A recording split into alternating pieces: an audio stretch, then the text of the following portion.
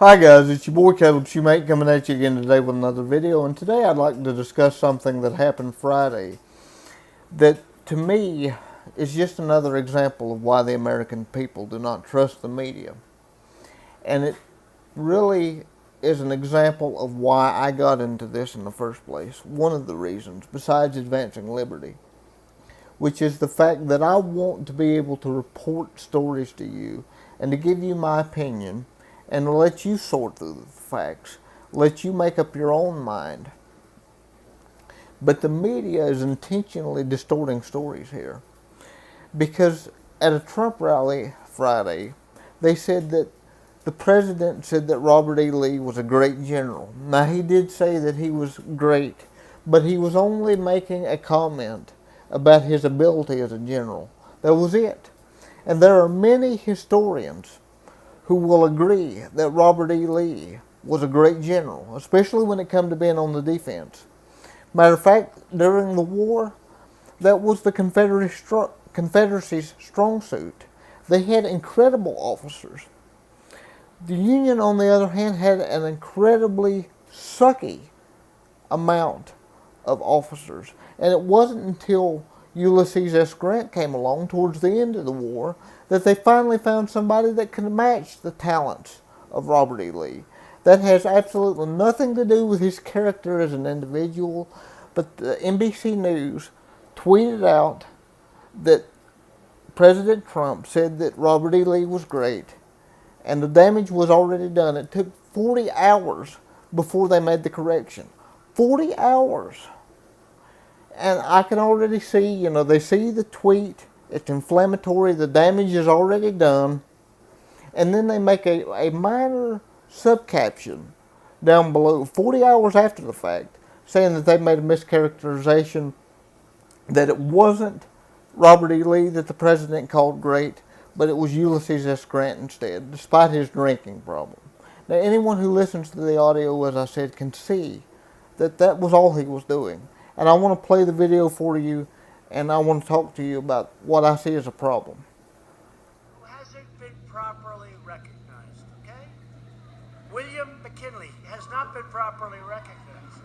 What he did in terms of trade, in terms of war, but in terms of trade, and I hate to say it, in terms of being smart and tariffs, William McKinley has not been properly recognized, but maybe someday he will.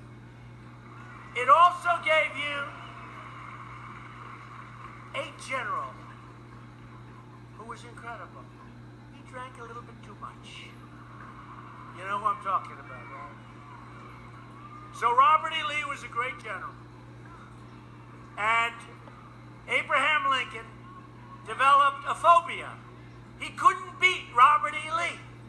He was going crazy. I don't know if you know this story. But Robert E. Lee was winning battle after battle after battle. And Abraham Lincoln came home. He said, I can't beat Robert E. Lee. And he had all of these generals. They looked great. They were the top of their class at West Point. They were the greatest people. There's only one problem. They didn't know how the hell to win. They didn't know how to fight. They didn't know how. And one day, it was looking really bad. And Lincoln just said, you hardly knew his name. And they said, don't take him. He's got a drinking problem. And Lincoln said, I don't care what problem he has. You guys aren't winning. And his name was Grant, General Grant.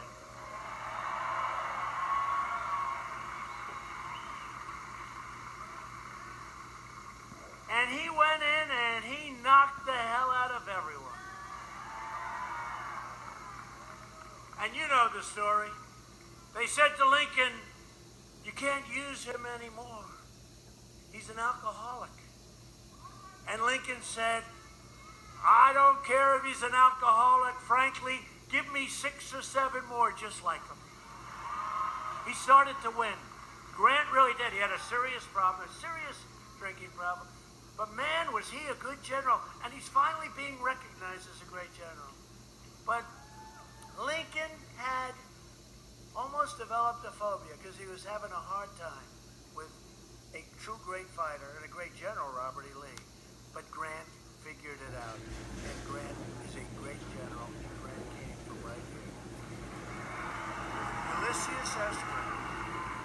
You know, I'm getting very sick of the media doing this, intentionally misreporting stories to smear people, not just the president, but to have us at each other's throats.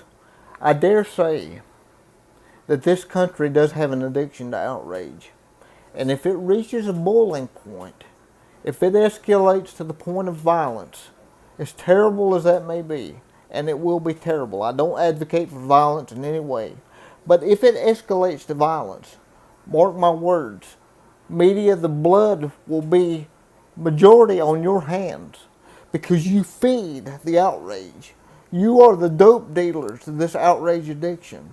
And when you intentionally misreport stories and distort things and make people be at one another's throats more than they already are, you will be one of the biggest contributing factors to whatever disaster we may be headed towards. And I'm sick of it. We need to calm this down. We need to fix reason firmly in our seat and be able to sit and talk with one another and talk about our issues like civilized people. But what happened to journalistic integrity? I think that's a rare bird anymore.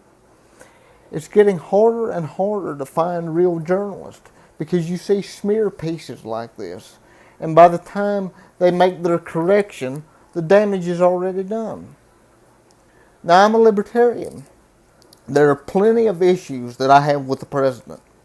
Tariffs being one of the biggest ones in the news right now.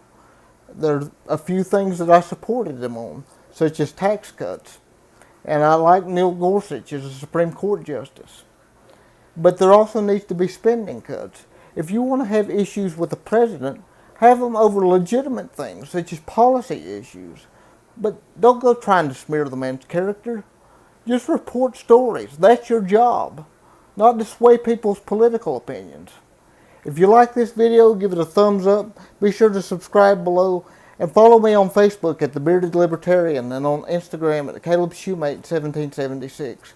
That's CalebShumate 1776. See you soon, guys.